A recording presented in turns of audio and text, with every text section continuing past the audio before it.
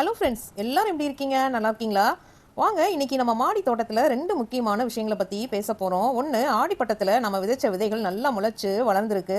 Part 2 வீடியோவாக இன்னைக்கு நம்ம அதை நடவு செய்ய போகிறோம். ரெண்டாவது, பப்பாளி மரத்தில் வந்த ஒரு பெரிய பிரச்சனை, அதை பற்றி அதுக்கு என்ன தீர்வு அப்படின்னு விரிவாக பேச போகிறோம். கடைசி வரைக்கும் பாருங்கள், ரொம்பவே யூஸ்ஃபுல்லாக இருக்கும். வாங்க ஃப்ரெண்ட்ஸ், வீடியோக்குள்ளே போகலாம்.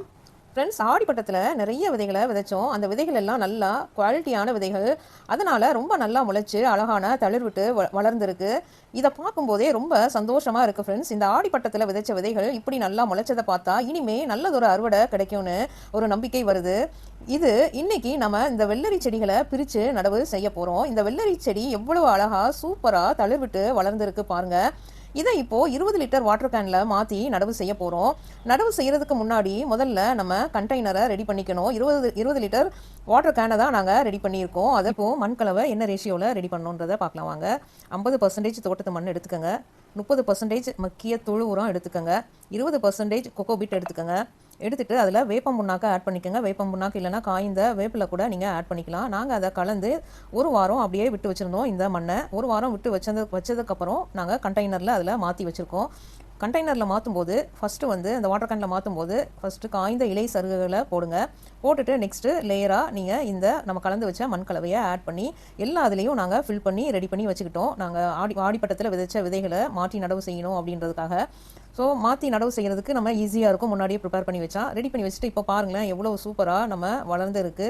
ஆடிப்பட்டத்தில் விதைத்த விதைகள் அதை மாற்றி நடவு செய்யலாம்.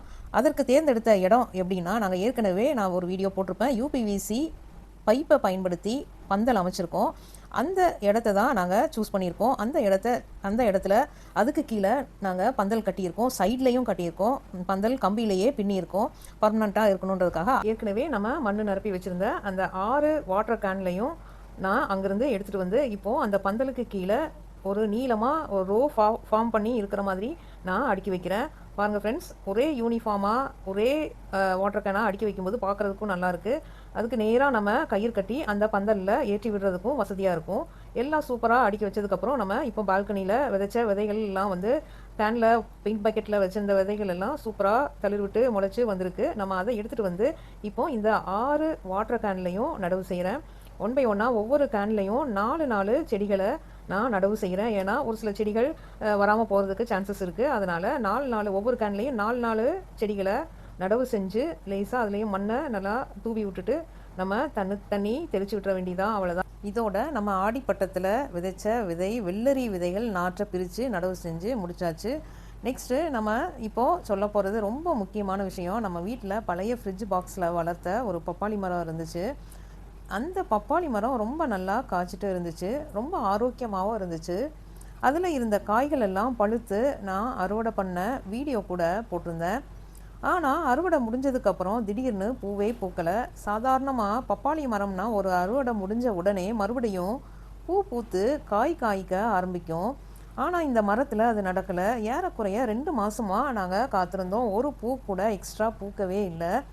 இதை பார்த்ததும் எனக்கு கொஞ்சம் டவுட் வந்துச்சு, ஏதோ பிரச்சனை இருக்குன்னு தோணுச்சு. அப்புறம் நான் யோசித்தேன், இதை ஒரு வேளை கட் பண்ணால் மறுபடியும் தளிர் விட்டு பக்க கிளைகள் புதுசாக காய்க்குமோன்னு.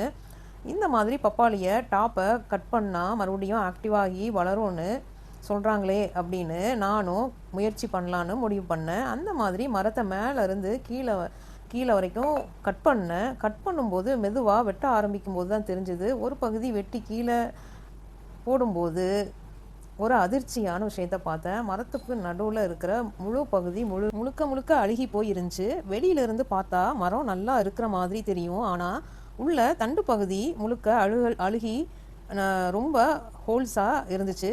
இதுதான் பூக்காமல் காய்க்காமல் 2 மாதமாக இந்த மரம் இப்படி நின்னதுக்கு காரணம்னு எனக்கு புரிஞ்சுது.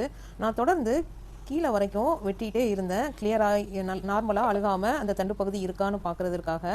1.5 அடி உயரம் மட்டும்தான் நார்மலாக ஆரோக்கியமாக இருந்துச்சு அந்த தண்டு பகுதி. அதுக்கு மேலே இருந்த தண்டு பகுதி முழுக்க நடுவில் இது போல் அழுகி இருந்துச்சு. இதுக்கு என்ன காரணம்னு எனக்கு அப்போது சரியாக தெரியலை. அதனால தான் இன்றைக்கி இந்த விஷயத்தை முழுசாக ஆராய்ஞ்சு உங்களுக்கு விளக்கமாக சொல்லலான்னு நினச்சேன். சரி ஃப்ரெண்ட்ஸ், இப்போது இந்த பிரச்சனைக்கு என்ன காரணம் அப்படின்னு விரிவாக பார்க்கலாம். மரத்தில் இது மாதிரி தண்டு பகுதி வேர் பகுதி அழுகிறதற்கு காரணம் ரூட் ராட் ஆகிறது தான். பப்பாளி வளர்க்குறவங்களுக்கு இது ரொம்ப காமனான பிரச்சனை அப்படின்னு சொல்கிறாங்க. இது அதிகப்படியான தண்ணீர் தேங்குறதால பப்பாளி மரத்துக்கு அதிக தண்ணீர் தேவைப்படாது. தண்ணியும் தேங்கி நிற்கக்கூடாது. நம்ம இந்த ஃப்ரிட்ஜ் பாக்ஸில் அதிகமான தண்ணீர் தேங்கி நிற்கிறதாலையோ இல்லைனா ட்ரெயின் ஆகி வெளியே போகாததுனாலையோ இந்த மாதிரி பூஞ்சை தாக்குதல் ஆரம்பிக்கும். இதுதான் காரணம் அப்படின்னு சொல்கிறாங்க. இன்னொன்று, மரத்தில் ஏதாவது கீறல் ஏற்பட்டு இருந்தால் அந்த வழியாக பூஞ்சை உள்ளே நுழைஞ்சு தண்டு பகுதிக்குள்ளே படர ஆரம்பிக்குமா. இப்படி ஆரம்பிச்சதுன்னா வெளியிலேருந்து பார்க்கும்போது எந்த அறிகுறியும் தெரியாது. ஆனால் உள்ள மெதுவாக அழுகல் தொடர்ந்துக்கிட்டே இருக்குமா. இப்படித்தான் பூவே பூக்காமல் காய் காய்க்காமல் மரம் நின்னதுக்கு காரணம் மரத்துக்குள்ள வேர் மற்றும் தண்டு பகுதி பாதிக்கப்பட்டதால் மரத்துக்கு தேவையான நீர் மற்றும் சத்துக்கள் மேலே பகுதிக்கு போக முடியாமல் போச்சு. அதனால தான் இந்த மரம் ஸ்ட்ரெஸ்ல இருந்து பூ பூக்கிற ஆற்றல் கூட இழந்து போச்சு. இதுக்கு என்ன தீர்வு? அழுகிய பகுதியை முழுசாக ஆரோக்கியமான சுத்தமான பகுதி தெரிகிற வரைக்கும் கட் பண்ணி எடுத்துட்டு அந்த மேல் பகுதியில் ஆலுவேரா ஜெல் கற்றாழையோட அந்த சதை பகுதியையும் மஞ்சள் கொஞ்சம் எடுத்துக்கிட்டு ஒரு 3 டிராப்ஸ் வேப்பெண்ணெய் கலந்து மிக்ஸ் பண்ணி அந்த மேல் பகுதியில் நல்லா தேய்ச்சி விட்டுட்டு நீங்கள் சாம்பல் பொடியை மேலே அப்ளை பண்ணி விட்டிங்கன்னா மீண்டும் நல்லா தளிர் விட்டு வரும் ஃப்ரெண்ட்ஸ். நான் தளிர் விட்டு வந்ததுக்கப்புறம் ஒரு வீடியோ உங்களுக்கு நான் அப்லோட் பண்ணுறேன் ஃப்ரெண்ட்ஸ். இன்னைக்கு நம்ம 2 முக்கியமான விஷயங்களை பற்றி பார்த்தோம். ஒன்று, நம்ம வெள்ளரி செடிகளை பந்தலுக்கு கீழே அழகாக நடவு செஞ்சாச்சு. இனிமே கொடி படர்ந்து பூ பூக்கிறத பார்த்து ரொம்பவும் சந்தோஷப்படலாம்.